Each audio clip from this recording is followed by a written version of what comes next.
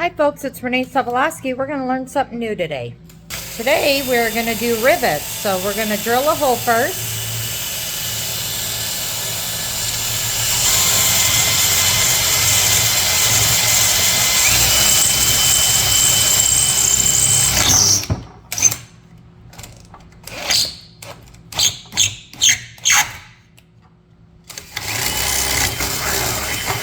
Alright, we got our hole. Then we're going to take our rivet.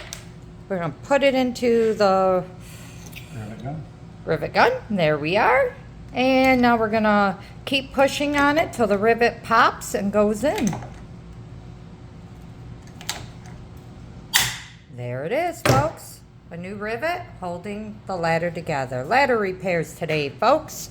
Hope you learned something new.